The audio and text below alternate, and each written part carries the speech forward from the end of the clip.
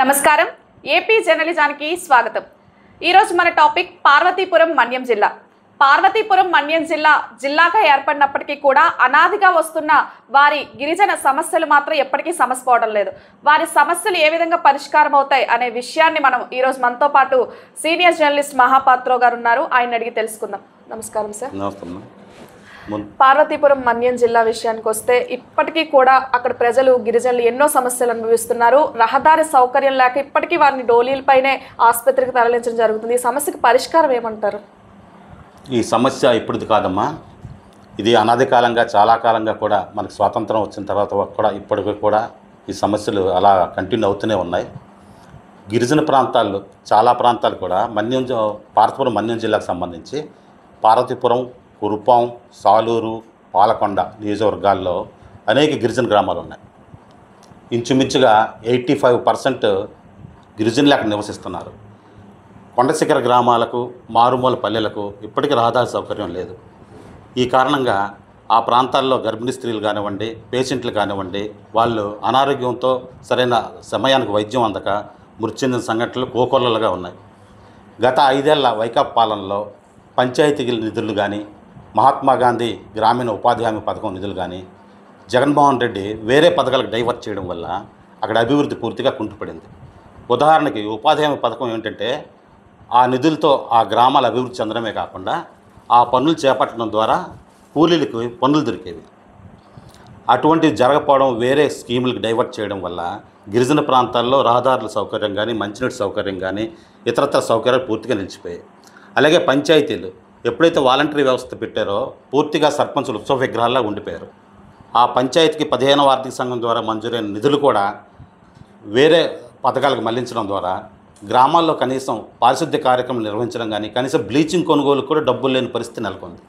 ఇప్పుడు ప్రెజెంట్ చూసుకుంటే ఇప్పుడు ప్రజాప్రతినిధులు పార్వతీపురం మన్యం జిల్లా 4 నియోజకవర్గాలు కూడా వారికి రాజకీయ అనుభవం ఉన్నప్పటికీ కూడా వాళ్ళు కొత్తగా ఎమ్మెల్యేగా పోటీ చేశారు। వారి పరిపాలన ఏ విధంగా ఉంది? మీకు పార్వతీపురం, కురుపాం ఇద్దరూ కూడా కొత్తగా ఎమ్మెల్యే, వారికి ఎటువంటి రాజకీయ నేపథ్యం లేదు।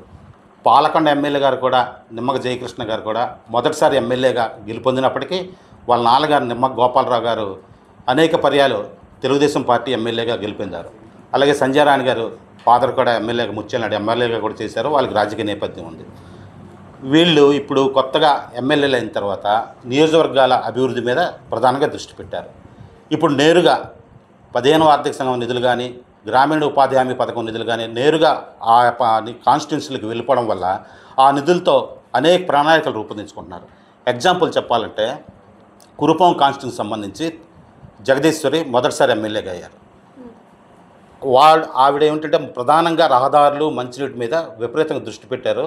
ఈ కారణంగానే ఎన్ఆర్జీపీ కింద, మహాత్మా గాంధీ నిధుల కింద మొత్తం విపరీతంగా రోడ్లు కూడా వేసుకోవడానికి ప్రణాళిక సిద్ధం చేసి ఇప్పటికే పనులు కూడా ప్రారంభించడం జరిగింది। అలాగే మనకి గిరిశిఖర గ్రామాలకు సంబంధించి అది పవన్ కళ్యాణ్ దృష్టికి కూడా వెళ్ళడంతో సాలూరు కాన్స్టిట్యున్సీలో బాగుజోల, సిరివర అక్కడికి వెళ్ళి అక్కడ 15 కిలోమీటర్లు కొండశిఖర గ్రామాలకు రహదారి సౌకర్యం శంకుస్థాపన చేయడం జరిగింది। పనులు కూడా ఇప్పుడు మౌనంగా జరుగుతున్నాయి। అంతకుముందు మనకి కరోనా టైంలో సినీ నటుడు సోనూ సూద్ తన సొంత నిధులతో 10 కిలోమీటర్ల వరకు కూడా మట్టి రోడ్డు నిర్మించారు। ఆ మట్టి రోడ్డుని లింకప్ చేస్తూ ఇప్పుడు పవన్ కళ్యాణ్ గారు ఏదైతే రోడ్డు మంజూరు చేశారో దానికి లింకప్ చేయడం ద్వారా ఇక డోలీ పూర్తిగా సమస్య పోయే అవకాశం కలగబోతుంది। పార్వతీపురం మున్సిపాలిటీలో చాలా రకమైన సమస్యలు తలెత్తుతున్నాయనే ఒక నానుడు ఒకటి ఉంది, అది ఎంతవరకు వాస్తవం అంటారు సార్? పార్వతీపురం మున్సిపాలిటీకి సంబంధించి చాలా సమస్యలు ఉన్నాయి। ప్రధానంగా అక్కడ చెత్త సమస్య, అది 2000 సంవత్సరం నుంచి కూడా ఆ చెత్త సమస్య లాగా కొనసాగుతూనే ఉంది। 2004లో శత్రుచర్ల విజయరామరాజు మొదటిసారి అక్కడ ఎమ్మెల్యేగా కంటెస్ట్ చేసి గెలడం, రాష్ట్ర మంత్రివర్గంలో స్థానం లభించడంతో అక్కడ డంపింగ్ యార్డ్ కోసం శత్రుచర్ల విజయరామరాజు గారు నిధులు తీసుకొచ్చారు। ఈ మేరకు అక్కడ సమీపాన ఉన్న చిన్నమరికి అనే గ్రామంలో డంపింగ్ ఏర్పాట్లన్నీ చేశారు। కానీ ఆ చిన్నమరికి గ్రామస్తులు దానికి అంగీకరించలేదు। మీరు పట్టణ వాసులంతా చేసిన చెత్తనంతా తెచ్చి మాకు అంటగడతారు, మేము అక్కడ ఉండలేము అని చెప్పి అబ్జెక్ట్ చేశారు। అబ్జెక్ట్ చేయడం వల్ల అక్కడ సమీపంలో ఇంకొక గ్రామం ఉంది, రావికోన అని ఒక ఎస్టీ విలేజ్ గ్రామం, గిరిజనులే నివసిస్తారు అక్కడ చూశారు। దానికి సంబంధించి 10 లక్షలు ఇచ్చి రోడ్డు కూడా వేయడం జరిగింది। ఈ రోడ్డు ఎప్పుడైతే వేసారో ఆ చినమరికి గ్రామస్తులు కూడా, ఆ రావికొండ గ్రామస్తులు కూడా దానికి అబ్జెక్ట్ చేశారు. అబ్జెక్ట్ చేయడంతో ఇప్పుడు ఏమైందంటే పార్వతీపురం ఆనుకొని రాయగఢ రూట్లో ఉన్న రోడ్డు పక్కనే ఈ చెత్త అంతా డంప్ చేస్తున్నారు. ఆ చెత్త తాలూకా ఆ దుర్గంధం అంతా కూడా పట్టణం మొత్తం వ్యాపిస్తుంది. ఏమాత్రం చిన్న గాలి వచ్చినా సరే ఆ చెత్త అంతా రోడ్డు మీదకి వచ్చేస్తుంది. అదొకటి. నెక్స్ట్ మనకు స్వాతంత్రం వచ్చిన టైంలో 1950 ఆ దశకంలో మనకేమొచ్చి మంచినీటి సౌకర్యం అక్కడ ఏర్పాటు చేశారు. కేవలం అప్పటికి జనాభా 15,000 మంది పార్వతీపురం టౌన్లో. వాళ్ళు ఏం చేశారంటే 25,000 మంది జనాభాని దృష్టిలో పెట్టుకుని, భవిష్యత్ అవసరాలు దృష్టిలో పెట్టుకుని ఒక మంచినీటి జలాశయాన్ని ఏర్పాటు చేశారు పథకాన్ని. ఇప్పటికి కూడా అదే కొనసాగుతుంది. ఇప్పుడు పార్వతీపురం జనాభా 75,000 పెరిగింది. అంటే 3 రెట్లు పెరిగింది. అయినప్పటికీ కూడా మంచినీటి సౌకర్యం లేకపోవడం వల్ల పారిశుద్ధ్య సౌకర్యం లేదు, మంచినీటి సౌకర్యం లేదు. ప్రతి ఒక్క ఎమ్మెల్యే కూడా, అభ్యర్థి కూడా ఎలక్షన్ల ముందు ఈ 2 సమస్యలను దృష్టిలో పెట్టుకొని వీటిని మేము పరిష్కరిస్తామని హామీ మీద గెలుస్తున్నారు. గెలిచిన తర్వాత వాటి గురించి పట్టించుకోవటం లేదు. పార్వతీపురం మన్యం జిల్లాకు సంబంధించి ఇప్పుడు ఐటీడీఏ వల్ల కానీ, జీసీసీ వల్ల కానీ ఆ ప్రజలకు ఏమైనా ఉపయోగం ఉందంటారా? ఐటీడీఏలకి కేంద్ర ప్రభుత్వం కొంత నిధులు ఇస్తే, రాష్ట్ర ప్రభుత్వం కొంత మ్యాచింగ్ గ్రాంట్ ఇవ్వడం ద్వారా గిరిజనాభివృద్ధి పనులకి అవి వినియోగించేవారు.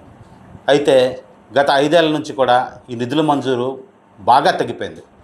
మీకు 1980 నుంచి 1990 వరకు కూడా ఐఫాడ్ అనే స్కీమ్ని, international fund for agriculture development, IFAD స్కీమ్తో గిరిజన ప్రాంతాల్లో సాగునీరు ఉండదు కాబట్టి విపరీతంగా చెక్ డ్యాములు, చెరువులు ఇవన్నీ నిర్మించారు. తద్వారా వ్యవసాయ రంగానికి బాగా ఉపయోగపడేది. అలాగే గిరిజనులు ఏవైతే పంటలు పండిస్తున్నారో వాళ్ళని గిట్టుబాటు ధరలు కల్పించడం కోసం గిరిజన సహకార సంస్థలను ఏర్పాటు చేశారు. వాటి ద్వారా గిరిజనులు సేకరించిన చింతపండు కానివ్వండి, నెక్స్ట్ జీడిపప్పు కానివ్వండి, ఇతరత్ర పంటలన్నీ కూడా వాళ్ళు కొనుగోలు చేసేవారు. అయితే ఇప్పుడు రాను రాను జీసీసీలు కూడా నిర్వీర్యమయ్యే దశకు కనిపిస్తున్నాయి. గిరిజనులకు సరైన గిట్టుబాటు ధరలు లభించడం లేదు. వాళ్ళు పండించిన పంటలు పూర్తి స్థాయిలో కొనుగోలు చేయడం లేదు. ఇది పరిస్థితి. చూశారు కదా, పార్వతీపురం మన్యం జిల్లా ఇప్పటికీ కూడా ఎన్నో సమస్యలను అనుభవిస్తుంది. గిరిజనులు నానాటికి అప్పుడు ఏ పరిస్థితులు అయితే ఎదుర్కొంటున్నారు, ఇప్పుడు కూడా అదే పరిస్థితులు ఎదుర్కొంటున్నారు. కూటమి ప్రభుత్వం వచ్చిన తర్వాత అయినా వారి సమస్యలు పరిష్కారం అవుతాయని ఆశిద్దాం. మరొక సమస్యతో మళ్ళీ కలుద్దాం.